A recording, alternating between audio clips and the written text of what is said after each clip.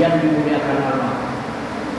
Pada kesempatan malam ini saya akan menyampaikan ceramah agama yang berkaitan dengan keutamaan membaca dan mempelajari Al-Quran. Karena kita tahu bahwa Al-Quran itu adalah hudan, petunjuk, baik secara umum untuk seluruh umat manusia, hudan linnas, maupun secara khusus untuk orang-orang yang bertakwa, hudan lil muttaqin, yaitu petunjuk dari jalan yang penuh gelap gulita ke jalan yang terang benderang. Dan juga Al-Quran ini adalah pembeda dan pemisah antara yang hak dan yang batil, antara yang baik dan yang buruk, antara yang halal dan yang haram. Maka kita wajib mempelajari Al-Quran, karena Al-Quran ini adalah kebenaran dan tidak boleh kita ragukan. La raiba fi, tidak ada keraguan di dalamnya. Ini membuktikan bahwa Al-Quran itu datang dari Allah. Ditegaskan lagi, al-haqqu min rabbika, kebenaran itu dari Tuhan, yaitu Al-Quran. Wala takunanna minal mumtarin, maka janganlah kamu ragu sama sekali untuk mempelajari Al-Quran itu. Afala yatadabbarun Al-Quran, kenapa mereka tidak mau mempelajari, mengkaji Al-Quran itu? Walau kana min ghairi indillah lawajadu fihi ikhtilafan katsiran. Seandainya Al-Quran itu bukan dari Allah, pasti akan mereka dapatkan banyak sekali perselisihan. Karena ini dari Allah, maka tidak ada perselisihan di dalamnya. Maka keutamaan orang yang mempelajari Al-Quran adalah orang yang terbaik. Sebagaimana dalam hadis Rasulullah SAW mengatakan, yang diriwayatkan oleh Al-Bukhari, khairukum man ta'allama Al-Quran wa 'allamahu. Sebaik-baik kamu adalah yang mempelajari Al-Quran dan mengajarkannya, baik bacaannya, tajwidnya, tafsirnya, dan seterusnya. Kita pelajari untuk kita amalkan dalam kehidupan kita sehari-hari, lalu kita ajarkan. Jangan sampai nanti di hari kiamat akan menjadi tanggung jawab kita kalau tidak mau belajar Al-Quran. Yang kedua, pahala orang yang membaca Al-Quran itu satu huruf saja itu sudah satu kebaikan, dan setiap satu kebaikan itu 10 pahalanya. Sebagaimana di dalam hadis Rasulullah mengatakan, man qara'a harfan min kitabillah falahu bihi hasanah wal hasanatu bi asyri amsalha. La aqulu alif lam mim harfun walakin alifun harfun wa lamun harfun wa mimun harfun. Barang siapa yang membaca Al-Quran kitabullah satu huruf, maka itu dia sama dengan satu kebaikan, dan setiap satu kebaikan itu 10 pahalanya. Saya tidak mengatakan alif lam mim satu huruf, tapi alif satu huruf, lam satu huruf, mim satu huruf, berarti 3 huruf dikali 10 menjadi 30 pahala. Apalagi di bulan Ramadan. Jadi kalau kita mau menamatkan 30 juz di bulan puasa ini yang terdiri dari 30 hari atau 1 bulan, maka minimal setiap sesudah sholat fardu kita membaca 2 lembar, sehingga menjadi 10 lembar setiap hari, dan itu pun dihitung 1 juz dikali 30 menjadi 30 juz, dikali berapa huruf yang kita baca di dalam Al-Quran itu dikali 10 lagi. Bukan main, besar pahalanya.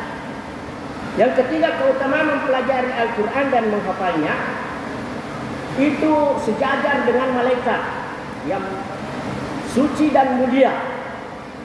Nah, di dalam hadis Rasulullah mengatakan, masalul ladzi yaqra'ul Qur'an wa huwa hafizun lahu ma'as safratil kiram barara wa masalul ladzi yaqra'ul Qur'an wa huwa yata'ahaduhu wa huwa alaihi syadidun falahu ajran.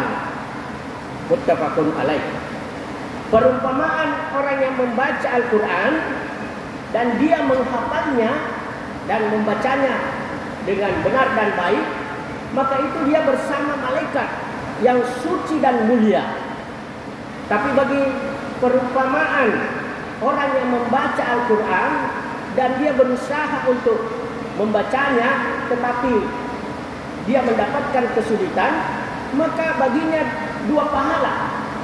Pahala pertama karena ada usaha untuk mau membaca Al-Quran. Yang kedua adalah karena dia membaca Al-Quran. Jadi kalau dia membaca mengulang-ulang karena susah baginya, maka itu pahalanya setiap huruf 10 pahalanya. Begitu juga orang yang menghafal Al-Quran, kalau dia tidak hafal-hafal tetapi dia mengulang-ulang, maka itu juga dikalikan setiap huruf 10 pahalanya. Yang keempat, pahala bagi orang yang anaknya mempelajari Al-Quran dan mengamalkannya, itu akan dipakaikan di hari kiamat berupa mahkota. Yang mahkota itu sebagai cahaya, dan cahayanya itu seperti matahari, cahaya matahari. Bukan main, cahaya matahari saja ini bisa menyinari seluruh bumi. Apalagi mahkota yang dipakaikan kepada kedua orang tua yang mengamalkan dan mempelajari Al-Quran. Dan juga akan dipakaikan dua perhiasan. Perhiasan ini nilainya tak tertandingi yang ada di dunia. Maka orang tuanya akan bertanya, kenapa ini saya dipakaikan yang seperti ini? Maka dijawab, anakmu dululah yang membawa Al-Quran. Sebagaimana di dalam hadis Rasulullah mengatakan, man qara Al-Quran wa alimahu wa amila bihi, barang siapa yang membaca Al-Quran dengan ilmu, dengan pengetahuan, lalu dia mengamalkannya, albasa walidahu yaumal kiamat tajan, dia akan dipakaikan kedua orang tuanya pada hari kiamat berupa mahkota min nurin dau'uhu mislu dau'is syams, yang berupa cahaya, dan cahayanya itu seperti cahaya matahari.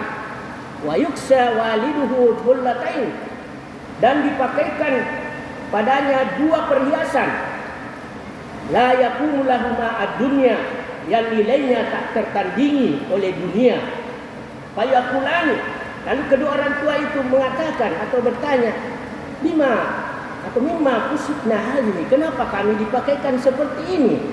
Fayuqal, maka dijawab, ya'khudhu waladukuma al-Qur'an, karena anakmu dulu telah membawa Al-Quran.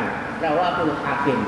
Maka janganlah kita tanggung-tanggung, jangan kita ragu untuk menyekolahkan anak kita pada madrasah tahfiz, pesantren yang mempelajari Al-Quran, juga madrasah dan seterusnya. Kan itu akan mendapatkan pahala bagi kedua orang tuanya. Yang kelima, Al-Quran memberi syafaat nanti di hari kiamat. Nah, sebagaimana sabda Rasulullah SAW yang diriwayatkan oleh Muslim, Iqra'ul Quran fa innahu ya'ti yaumal qiyamah syafi'an li ashabihi.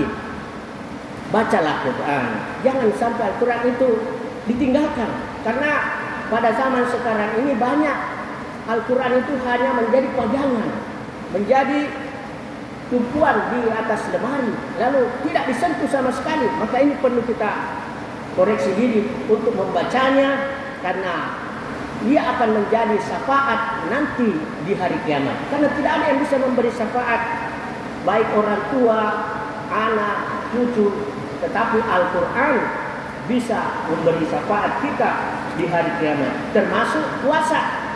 Puasa Dan Al-Quran itu juga memberi syafaat. Apalagi di bulan Ramadan ini kita buat puasa dan kita juga membaca Al-Quran. Karena itu Rasulullah mengatakan yang diriwayatkan oleh Ahmad dan Hakim, as-siyamu wal Quran yasfa'ani lil abdi yaumal qiyamah. Puasa dan Quran itu bisa memberi syafaat ya pada hamba nanti di hari kiamat. Jadi syukurlah kita ini di bulan Ramadan kita diberi dua keutamaan puasa dan keutamaan membaca Al-Quran dan keutamaan di bulan Ramadan. Dan orang yang belajar Al-Quran yang keenam di dalam satu majlis mengkaji Al-Quran itu akan turun ketenangan dan akan dicurahi rahmat dan diliputi para malaikat dan juga disanjung oleh Allah di hadapan para malaikatnya. Sebagaimana sabda Rasulullah sallallahu alaihi wasallam yang diriwayatkan oleh Abu Dawud, majtama'a qaumun fi baitin min buyutillahi ta'ala yatluna kitabahu wa yatadarasunahu illa nazalat alaihimus sakinah wa ghasyiyatuhumur rahmah wa hafizahum malaikah wa zakarahumullahu biman indahu.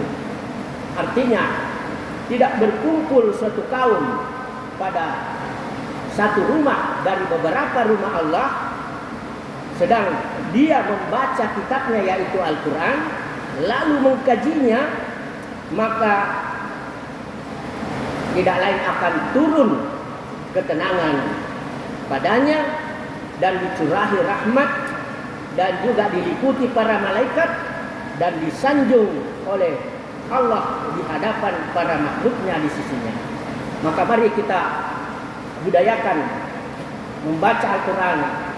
Tak tiada hari tanpa membaca Al-Quran, walaupun itu satu halaman satu hari, kalau tidak bisa satu ayat sehari dan seterusnya. Yang penting ada kemauan dan ada kehendak.